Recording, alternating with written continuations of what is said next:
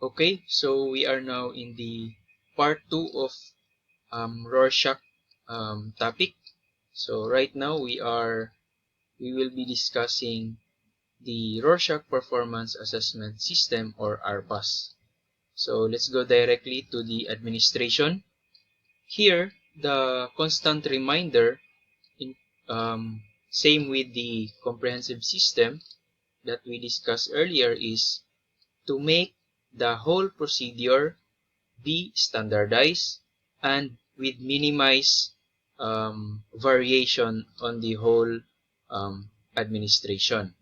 So the first step 1, is establishing rapport. So this can be tricky because it depends on the relationship of the examinee and the examiner.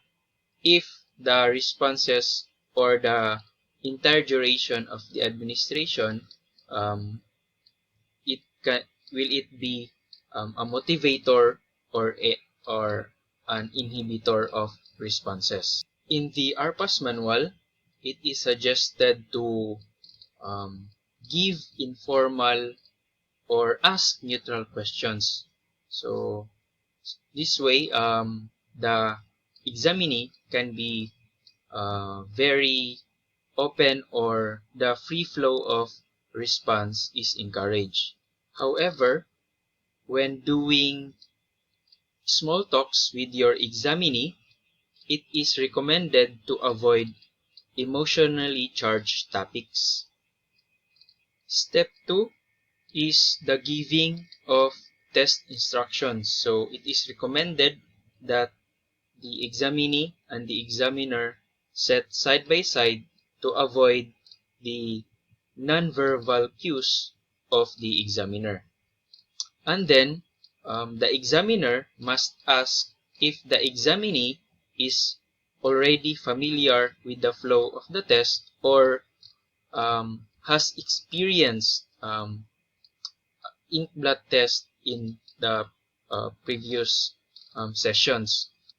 Regardless of whether the examinee has prior knowledge or prior experience with the test, it must be clear with the examinee and the examiner that they have a task to accomplish. So after this, the examiner can then ask the question, what might this be? A notable change from the comprehensive system is in the RPAS, the examiner must remind the examinee that the responses is limited to 2 to 3 responses per card only. So since the responses is limited to 2 to 3 responses per card, it is expected to have a range of 18 to 27 total responses for the whole of administration. If the examinee has additional clarifications about the card, the examiner is encouraged to reply, "Let's talk about that when we finish all of the testing." Or, if the examinee has clarifications on what to respond, the examiner is still encouraged to say, "The response is all up to you." In short, for the whole duration of Step 2, all of the examinee's concerns must be handled directly and in a non-directive manner. Step 3 is about the response phase. So, during this phase, the examiner is obliged to record all of their responses, including any notable nonverbal responses, by using series of abbreviations. Also, in Step 3, a prompt should be given to each card that receives only one response. And then, prompting should only occur once in every card. So this means that even if the respondent does not give second response, it is required for the examiner to remind the examinee that responses should be 2 to 3 per card. Now, if for example, the examinee gave lengthy responses, let's say 4 responses in each card, the examiner should ask the examinee to return the card and move on to the next one.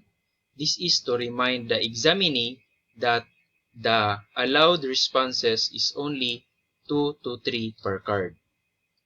And step 4 is clarification phase. In this phase, the examinee is required to give additional information if the examiner is asking. So this way, the examiner can collect responses for more accurate coding. All of this in step 4 should be done by the examiner in a non-directive manner.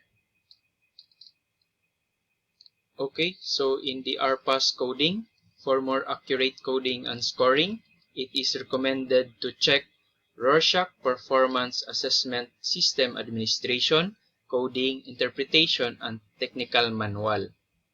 This is not found in our book.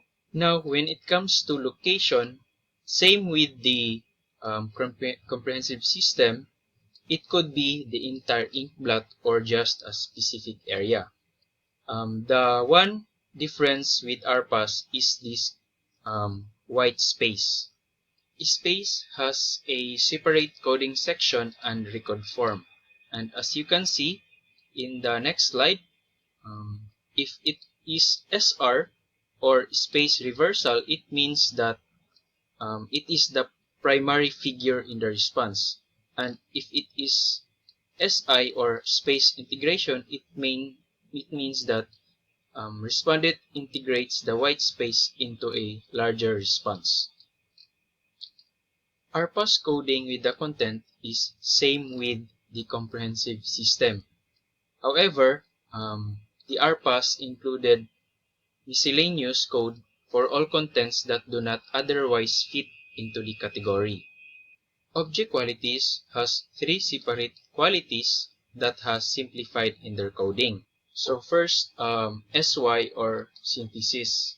So it means that there is a 2 or more objects or shapes or content that in the response it is articulated as these two have significant relationship with each other. So otherwise it can be coded in vagueness. So for example, clouds. Clouds don't have definite shape, so it can be coded under VG. Another is trees. So trees has definite shape, though trees varies in shapes, but trees has a basic and definite shape, so it can be coded as SY. If there are contents, 2 or more, that has one content that has fixed shape, let's say for example, there are 3 contents. One is water, one is fire, and then the other one is spider. Those 3 contents cannot be under VG because there is one that has definite shape, which is the spider, so it is under SY. Pair are contents that are 2 separate identical objects that are seen on either side of the inkblot. So again, it is 2 separate identical objects that are seen on either side of the middle of the inkblot. So if you say a wing or wings of the butterfly, though they are symmetrical but they are not separate, they are identical but they are not separate, so it cannot be considered as pair. Popular response. Just like in the comprehensive system, it refers to the presence of frequently perceived contents in the response. Form quality includes a measure of how well a content fits a particular part of the inkblot. So based on how frequently similar content was observed by the normative sample. So the determinants is still the same as the comprehensive system. So it talks about the shape, the color, the movement, or texture of the blot. Cognitive codes are the 6 special score categories in the comprehensive system. But in RPAS, it is categorized into 2, language and reasoning, and then perceptual. So these are used to evaluate problematic thought processes and confusion. Okay, in the RPAS coding, the codes can be entered into this internet-based scoring program under the rpas.org. The picture is shows how the website looks like, and it seems that you need login credentials to access this website. Thematic codes are those characteristics of response that are not covered in any of other codes. RPAS scoring is the same with comprehensive system, which is about producing quantitative formulas comprised of ratios, percentages, and derivations. So in connection to administration behaviors and observations, the prompts, the pulls, and the card turnings are all encoded and should be interpreted cautiously.